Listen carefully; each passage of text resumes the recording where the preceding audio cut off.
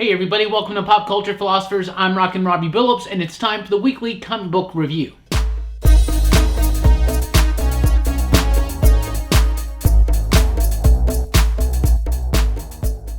That's right everybody, welcome to the weekly comic book review. It's the show where I read a lot of comic books, and I'll let you know what I thought about them, and we always start with the pick of the week. Let's get right into it. Pick of the week is Friendo number 3 from Vault Comics. Vault Comics has some exceptional titles out today, the top of which, for me, being Friendo number 3. I love this book. It's a really cool vision of a not too far off vision of the future. Really cool stuff. It's got a lot to say. It's satirical. It's got social commentary. And it's also just a very fun and original comic book. Written by Alex Paknadel with artwork by Martin Simmons, coloring by D. Cuniff. This book has been splendidly amazing. One of the best books of the year. One of the best debuts. Vault has just cemented themselves as a haven, as a mecca, if you will, for bright, original, daring and bold and experimental comic books. Friendo is no exception. It's such a pleasure to read this story. It's basically about this dude who lives in a not too far off version of Los Angeles, and he's got these shades, and they come with this AI. It's like his Friendo app right in your glasses. It's fit with your personality, but it goes a little wonky. The dude starts kind of losing it. Then it kind of gets involved in all this kind of commentary about consumerism and consumer culture and things like that. Friendo is just fantastic. Very simple artwork from Martin Simmons, but with Cuniff's coloring, absolutely splendid. It's bold, it's direct, it makes its point. Friendo number 3, pick of the week. Also from Vault Comics, we have a couple of exciting conclusions. Deep Roots number 5 is here by Dan Waters, Val Rodriguez, and others. This book has been amazing. It's been a long time coming, and this conclusion, when you first start reading it, it's very, very confusing, and then by the end of it, I thought it was bold. I thought it was a very, very, very awesome conclusion. I thought it was a great conclusion. I thought it was an inevitable conclusion. Deep Roots is a great story about the world of plants. There's this other world right underneath ours, and there are these plant creatures, and humankind has been hurting the planet, right? And so they're trying to reach out and exact their revenge on this world by combining their world into ours and destroying it. It's a great book, really cool message, but beautiful artwork. Triana Farrell on the coloring, fantastic stuff, really nifty, beautiful, textured comic book stuff. Once again, Vault Comics knocks it out with some of the best sci-fi and fantasy books out there. Deep Roots number 5, Submerged number 4, another Vault comic, reaches its conclusion. This one by Vita Ayala and Lisa Sterling. Yes, this book has been amazing. I've really, really liked it. It's a nice allegory about someone dealing with pain in their past, dealing with some stuff that they can't let go. And so Submerged has taken this very allegorical tale and just done it very, very splendidly, especially with the very simple artwork from Sterling with the coloring by Stella Ladia and Rachel Deering on the lettering. This book has a very haunting tone to it. It's very appropriate to the story, very appropriate. It's a piece of character work. It's a book about letting go, or else you'll be submerged in your own haunted feelings and emotions of your own regrets and past, right? Something like that. I love Submerged. I thought it was great. Once again, Vault Comics, 3 exceptional books out this week for a super fun new comic book day. Let's get into some DC Comics. Freedom Fighters number 1 is out from Robert Venditti and Eddie Barrows. The artwork is cool on this one. I really do like it. It's pretty cool. This is set in Earth X. It's a world where the Nazis won World War II, and they eventually take over America and ultimately the rest of the world. And the Freedom Fighters are a group of superhumans that fight for the freedom against this Nazi regime. And it's led by Uncle Sam. But this is a cool, new, interesting, more modern and updated take on the Freedom Fighters, and I loved it. It was great paced first issue. Really good job Venditti did setting up the story, setting up the action, the high stakes of it. Eddie Barrows on the artwork is great. It's crisp, it's clean, it's superhero action, and it's explosive. It's exactly what we need. Really cool book. I really am looking forward to more. This is a first issue of a 12-issue series. Aquaman number 43, my man. My Aquaman. Because Aquaman's got a movie debuting this week. I don't know if you've heard about it, but so Aquaman's got an all-new direction, right? So Kelly Sue DeConnick has come in, and Robson Rocha on the artwork, or Rocha, whatever. But anyway, this is a brand new direction. Picks up from where Aquaman was left dangling at the end of the Drowned Earth story over in the Justice League crossover. it's interesting. So basically what's happened is Aquaman doesn't remember who he is. He's got amnesia, and he just like washes up on this village, and the story picks up there. It's kind of an interesting way to do it. Like, I get it, because like the writer Kelly Sue DeConnick, she can come in, she can rebuild from the ground up her own take of Aquaman and rebuild his personality up. They can even kind of mesh it maybe a little bit with the more Momoa-ized version that we're definitely going to be getting in this movie. You can already tell they've been doing that with the look, and I don't mind that, right? But it seems odd that if the Aquaman movie is going to be out, and if this movie is going to be a success, and people come into the shops, they want to read some Aquaman stuff, they're going to read this, it's just going to be a little unfamiliar, I think. Don't really like these hero forgot who he is, so then we got to spend a lot of time. We ultimately know that eventually he's going to remember who he is, and we're going to get Aquaman back, right? So at times, feels like a waste of time. However, this issue was actually very well done, very well written, and the artwork by Rocha, or however I should pronounce it, was splendid. I really did like the artwork in it. There's been a lot of previews in some DC books, some nice landscapes, some really nice coloring, really nicely done. I was all set to not really dig on this, and I rather did enjoy it. Justice League number 14 is out this week, starting a brand new story in the Justice League. It's about Hawkworld. So we know that Hawkwoman, Hawkgirl, however they want to call it, John Stewart's Green Lantern, and Martian Manhunter have gone off to find Thanagar, to find Hawkworld, to find some kind of big mystery. It's tied into the totality, all this kind of stuff. So it's taking a story and focusing it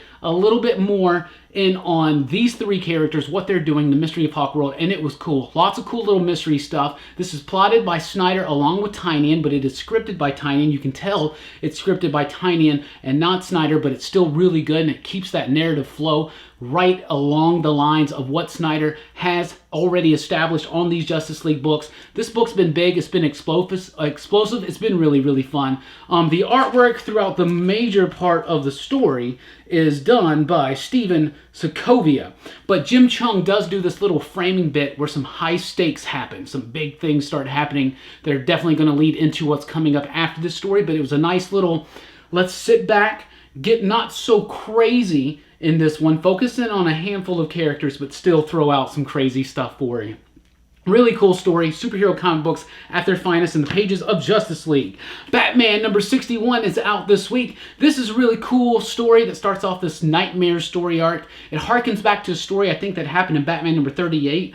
So if you don't remember that one, you might want to pull that one out. The Tom King Batman 38, I believe, ties into this. Really cool story. It's almost like a what-if type thing involving a young Bruce Wayne right after his parents were killed. I did like this story. It's going to seem at first like it's a throwaway, meaningless story. Something real, something big starting to happen here. Tom King's really heating up and turning up the temperature on his Batman work right now. I think he's pumping out some great, splendid Batman work and saying a lot about the character and the mythology and just the story.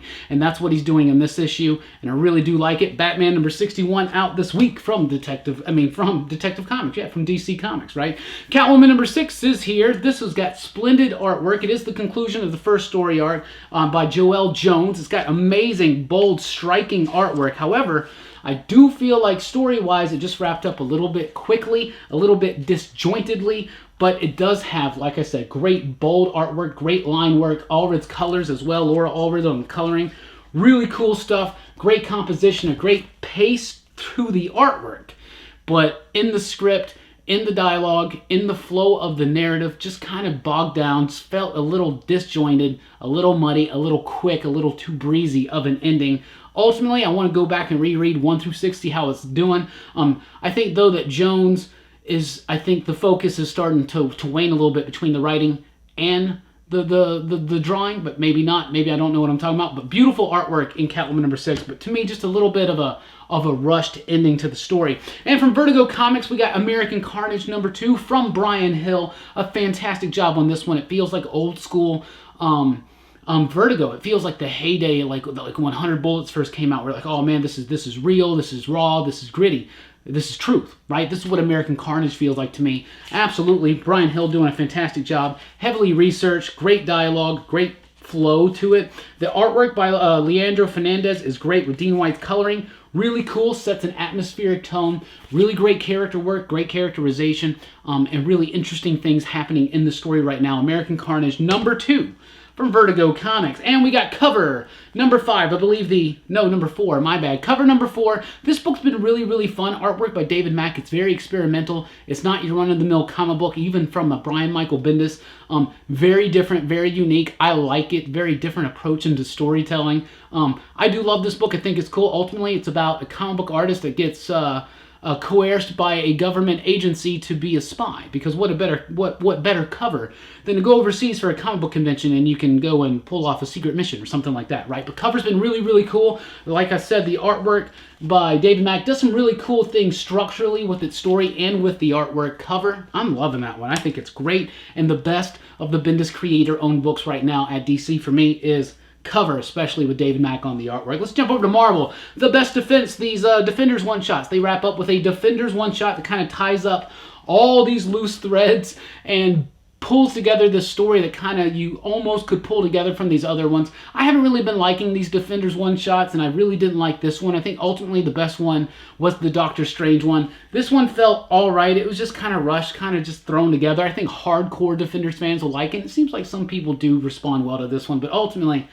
I just wasn't digging it. But that cover is pretty fresh. Speaking of covers, God, why is Spider-Man getting the best Spider-Man FF villain variant covers? That Galactus one is legit. So, Amazing Spider-Man number 12, continuing this team-up story of Spider-Man and J. Jonah Jameson. This one takes us through the history of J. Jonah Jameson and his relationship with Spider-Man. Really fun, very rambunctious, great artwork by Ryan Ottley. Just fits right into Spider-Man. Nick Spencer's doing a great job of referencing a lot of old school Spidey stuff, a lot of newer school Spidey stuff, and blazing a bold path forward into the future of Spider-Man. Anyway, Amazing Spider-Man number 12 is out this week, and I rather enjoyed it. Thor number 8 is this week, and this story kind of lost me. We got Del Mundo back on the artwork, and the artwork is really cool, and it's gorgeous to look at. Really neat things happening here.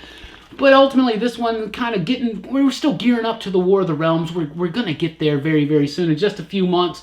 And so there's a few little pieces on the game board that Jason Aaron has to kind of move around. And this is basically him letting us know where Heaven's going to be, which side they're going to be on in the War of Realms. But ultimately, the story just kind of felt just kind of out of nowhere and a little confusing. Maybe the artwork is all right. And so I was thinking about this. Like, I don't think that this is the right kind of lettering for Del Mundo's artwork. I think if there was a more natural, a more organic, a more Todd Klein-esque type, Clayton Cowles type, I don't know.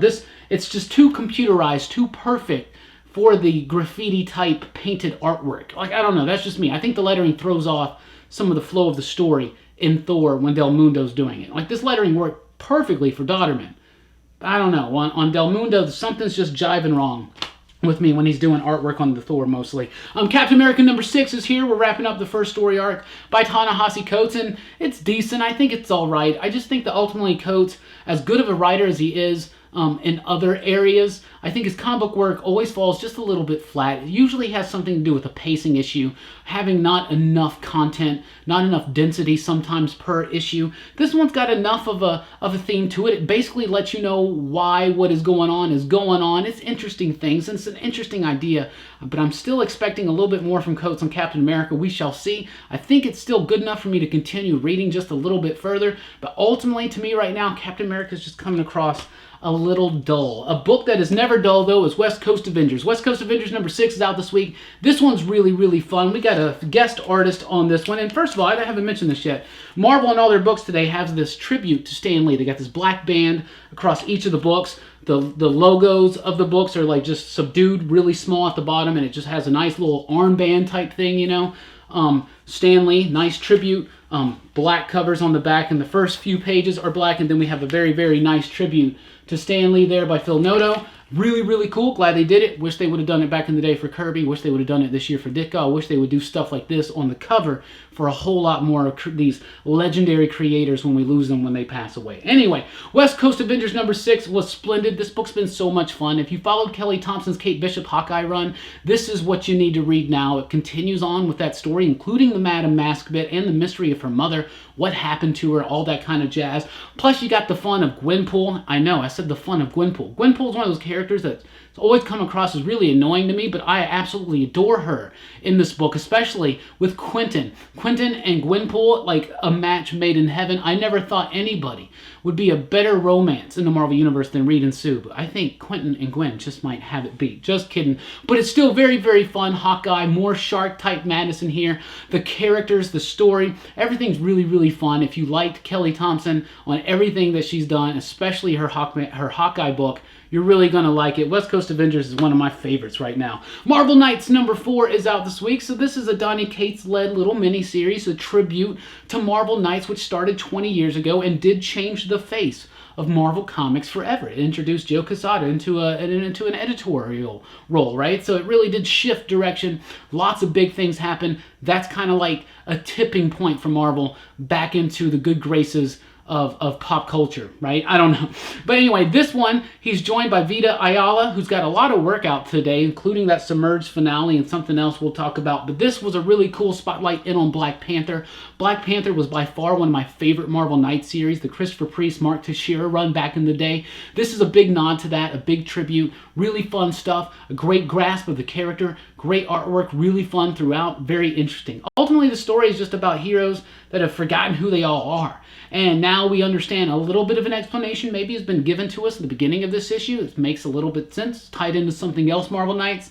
This is just a nice, real fun, like, tribute to Marvel Knights. I think that's awesome. Killmonger number 2 is out this week, and that's a great cover right there. Brian Hill wrote this one with artwork by Juan Fiera, with coloring by, oh yeah, Juan does the coloring as well. The artwork on this is splendid. I love the bold uses of colors. Obviously, this is a scene in a dance club, so it's appropriate. But when it goes into the streets, the colors fit that tone as well. And then when you're on the streets outside in another country, it looks great. Great coloring, great artwork, great, brilliant composition here. Really just cannot stress how much I love the artwork in this, how much I think this is one of Brian Hill's best comic scripts he's ever done. 2 issues in, it's amazing. A nice balance of pace, philosophy, and characterization. Great structure throughout the story, and awesome, great composition in the artwork like we were talking about. A great flow, great dynamic double-page spreads. This book has just been incredibly enjoyable. Never thought I would want to see a Killmonger miniseries as much as I do right now. And like I said for issue 1, it takes the best parts of movie Killmonger and the best parts of comic book Killmonger, and it makes today's Killmonger, and it's really, really fun. Very exciting stuff right there. Extermination number 5 is finally here. It's the last issue. We had the little one-shot finale to Cable, so yeah, Old Man Cable is dead. Young Man Cable lives supreme. X-Force is coming next week. But Extermination number 5 is going to wrap up this whole thing with yesterday's X-Men. So years ago when Bendis took over the X-Men books and he brought in the old school 5 X-Men into the current Marvel universe, and they've been running around ever since then, changing, causing commotion, and now we got to get it all fit back into a nice little tidy bow. I think this is ultimately supposed to be out before Uncanny X-Men number 1 hit, so it's a little bit, I don't know. But it's a satisfying conclusion, but it ultimately feels like, that's it? That's it? But it does have a big thing at the end that a lot of people are anticipating, and it's at the end of this. So, anyway, but Extermination itself, nice fun X-Men event. Overall, it feels like we were cheated out of a big epic finale to this whole saga for as long as it went on with these X-Men in the current day, the past X-Men.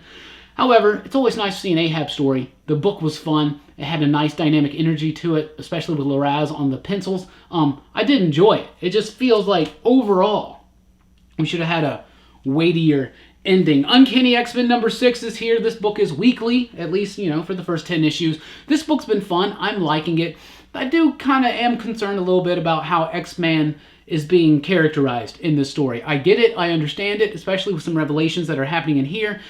But I'm actually kind of a fan of the X-Man character. I thought his run in Age of Apocalypse was great. His run right after Age of Apocalypse was great. But when Warren Ellis came in and redefined that character during the whole Counter X stuff, and I guess the late 90s, early 2000s, I really fell for that. I thought that stuff was really, really fun. So that stuff a little concerning to me, but it's nice to see the X-Men be a little bit more cohesive, a little bit more put together, a little bit just funner. And that's what's going on right now. Uncanny X-Men, fun issue. I liked it a lot. Dead Man Logan number 2 is here. 2 of 12, the maxi series that will maybe kill off Old Man Logan. They set up some things. There's a bunch of little plot loopholes that we could see coming. Some ways in and some ways out of the story, but it's still fun. It's been a nice exploration of Old Man Logan ever since he's come into the 616 universe with Bendis, into Lemire, and then Ed Brisson. Ed Brisson, who did a great job on Extermination, is doing a greater job on Dead Man Logan. This is really fun. You got a little bit of Hawkeye, you got a little bit of Mysterio, nice ramifications coming out of the actions of Old Man Logan. Dead Man Logan, really, really fun. Old Man Hawkeye, the final issue, is here. Just like I said with issue number 11, Marco Checchetto was like a big draw on this book, and one of the reasons why this book did so well, right? So in the last 2 issues of the series, to have Checchetto not be on the book does feel like we got the climax pulled away from it. It feels like this story had the carpet just pulled right out from under it because of the switch, the drastic switch in art styles. And it doesn't feel as textured, it doesn't feel as tight. It's a little looser, a little freer. Anyway, it's still a decent story conclusion. It's really, really fun. It does set up right into Old Man Logan. This has been a fun series, a nice exploration into Old Man Hawkeye, but the ones with Marco Checchetto, those are the issues are so better than all the others. I just feel like the ending lost a little bit of that oomph by bringing in a different artist. Infinity Wars number 6, talking about lacking oomph. The ending of Infinity Wars to me is just terrible, convoluted, just don't like it. I did not like Infinity Wars. It was really kind of exciting when it first started. Then the Infinity Warps thing happened. We're like, is this the whole point? Man, it feels like the whole point of this story was to set up this new Infinity Warps world. I have no idea. I really did not like the ending of his. And the death of a Guardian, which is covered in this Fallen Guardian special. What a jip. What a ripoff. What? Are you serious? Man, whatever. Infinity Wars, guys, I am so sorry if I got you hyped up on that book when it first started, because that was just not good. Spider-Geddon number 5, though, a decently satisfying conclusion of this story, sets up the future of Superior Spider-Man, so definitely Superior Octavius fans, you definitely want to check out that. It's interesting, you get to see a little bit of Miles in a new kind of light and fashion, and that's neat, but it is an obvious conclusion, but it's still a fun conclusion. This has been rather fun. I thought it was slightly, if not as fun, maybe just slightly more fun than Spider-Verse for me. I thought Spider-Verse took itself a little too seriously. This one really didn't, but it did kind of take the characters and throw them out into all these different miniseries and tie-ins and all that kind of stuff. So ultimately, to read it all, the whole story, you got to read all these different tie-ins to get the flow of everything. So it was an alright, satisfying conclusion. Spider-Geddon's ultimately okay. Ultimately okay. Punisher number 5 is here with probably cover of the week. That's great stuff. That's one of the covers of the week for me. Matthew Rosenberg's been doing a great job on Punisher ever since he took over when Legacy started or whatever, and Punisher took over into the War Machine armor. He's now on a one-man army, a one-man war against Hydra. And at first I was reading this when I was like, you know, this book is starting to feel just a little bit weak. Just feels like it's been meandering about in the same direction for a little too long now, even from the last, volume into this one. And then we hit a turning point by the end of this one that I was very, very satisfied with, and it's definitely, Rosenberg's got me coming back for more. So that was very, very exciting. Exiles number 11 is here, the penultimate issue. There's only one more issue of Exiles. We were expecting it, didn't really expect it to go further than 8. Very surprised that it went to 12, but it's going to be nice to see Saladin Ahmed wrap up this story. I've rather enjoyed this book. It is hitting a little bit of a slow point in these last couple issues, but he's wrapping things up, tidying things up. Kamala, old woman Kamala, comes back, hardened, Days of Future Past type Kamala. Really interesting to see his take on Kamala right now, knowing that he's going to be taking over the Magnificent Miss Marvel book in March. So Ahmed's got a bright future right now at Marvel, doing the Miles book, doing the Kamala book. So Exiles was kind of just something to get him on that path there, but it was very, very fun with very great artwork. I love the artwork by Alvaro Lopez, is it? Yes, and Munza Vicente doing amazing coloring. Chris O'Halloran was the colorist at first. Vicente jumps right in and keeps that same tone alive, bright, bold, vibrant colors. Really like Exiles. It's been one of the standouts for Marvel for me. A sleeper hit, if you will. Darth Vader number 25, and thus another Darth Vader story wraps up, brings itself to its own conclusion. This is not ultimately as good as the first Vader series from Marvel that Gillen did, but it was still great. Charles Soule exploring Darth Vader in the very first month, the first year of his existence as Lord Vader. Really fun stuff, really interesting, great, a really cool introspective finale with that's mostly silent, but it does kind of, Vader is forced to confront his life again, and he's finally forced to let it go. Really cool stuff. I do like it. I think it's been a great character study in Darth Vader. Let's jump to some other companies. How about Boom Studios? Klaus and the Crying Snowman. This was my number 2 book of the week, almost made the pick, by Grant Morris and Dan Mora. You know, a few years ago, they did this Klaus miniseries, and it's basically Conan the Barbarian meets Santa Claus meets a superhero meets Grant Morrison, right? And it's awesome, and it was fun. And every year, him and Mora do one of these Christmas holiday specials. Really fun. This one's a great one. I thought it was better. I thought this was the best one-shot special of them all so far. The Crying Snowman. Really cool, very touching, but filled with Grant Morrison, huge, crazy, psychedelic ideas, and beautiful, intricate, beautiful artwork from Dan Mora. There's one double-page spread I really want to show you in particular. Oh my goodness, this is a nice holiday treat. If you want something holiday related or just want something crazy and out there and just absurd and psychedelic, read Klaus and the Crying Snowman, especially for your holiday season. Hardcore number 1 is out from Image Comics. So back in the day, I think this was one of those pilot season books, wasn't it? Where they got a bunch of creators together to do like one-shots to see who would get picked to be the ongoing series, like a pilot series, you know, like TV, right? Hardcore is one I don't think they got picked up. It was created by Robert Kirkman and Mark Silvestri, but now here it is in its own ongoing series. Andy Diggle, Alessandro Vitti, and Adriano Lucas. It's all right. The basic gist of this is this dude can hijack someone's body. So they shoot him with this little thing. It connects, this nanotechnology, and then this dude hijacks someone's body and he like does assassin type things with it, right?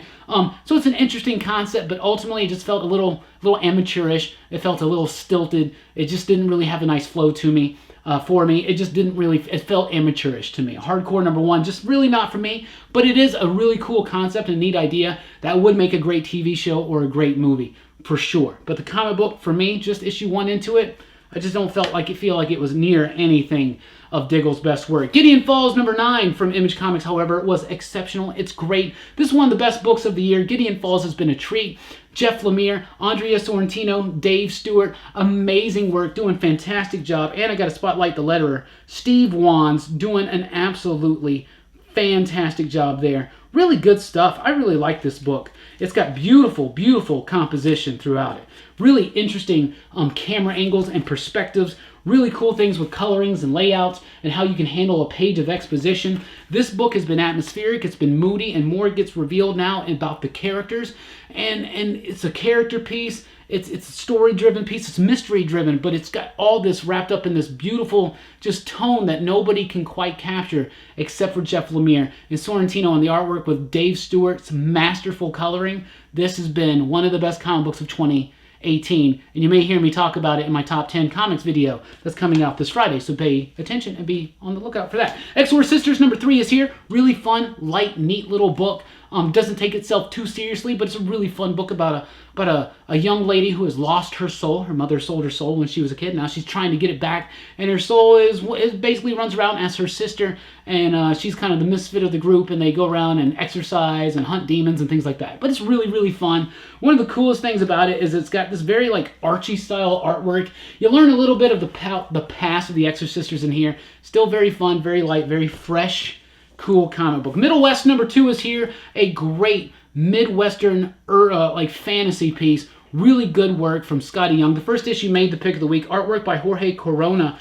Beautiful stuff. Really cool. It gets a little bit more fantastical as the character expands his world a little bit. It's the hero's journey, the call to adventure. Really fun stuff. Great fantasy piece. Basically all ages. Definitely for young adults. Really fun book. Middle West. Livewire number 1. This is the other Vita Ayala book that came out this week. She's got a lot of books out this week. I think that's awesome. Livewire number 1. Ultimately, though, I thought it was all right. It's decent. It's a nice little setup. However, it gets bogged down a little too much by the goings-on of Valiant before the Harbinger 2 or the Harbinger Wars 2 story and things like that. Now, ultimately, and obviously, if you've been following the Valiant universe, you're going to flow right into that. If you just have a passing knowledge of what's been going on like I am, you'll be able to piece it together. But if you haven't been paying attention, this is going to be, you're going to feel lost. You're not going to know who these characters are, not even Livewire. She does a great job of trying to build into that character, but having to reference too much and too much exposition on what came before just kind of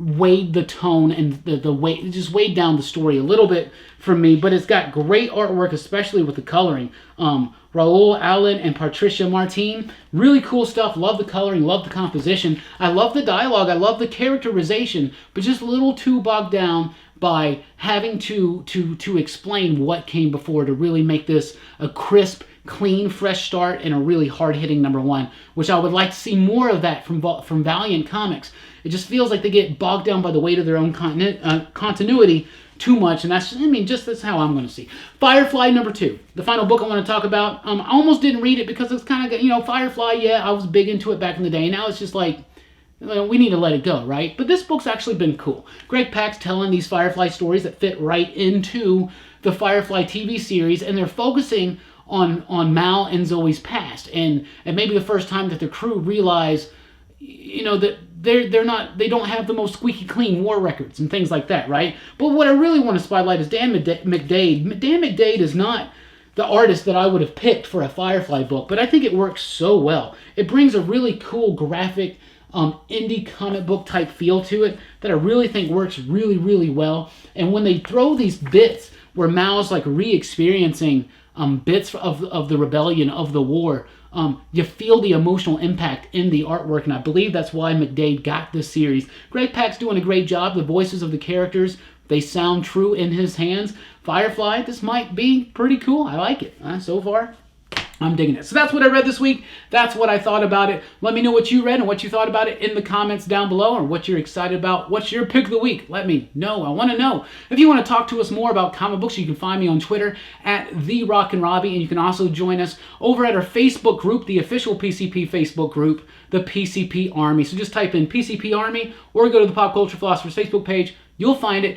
Sign up, join us, have a lot of fun talking about pop culture, movies, TV, and comic books with me and the excitable PCP crew. Thank you so much for checking out this video. Please do like, share, and subscribe if you haven't already, and share, most importantly. Getting close to 4,000 subscribers. We're going to have a big contest when we do. So thank you guys so much for rocking with us. I'm Rockin Robbie Billups. Keep on reading.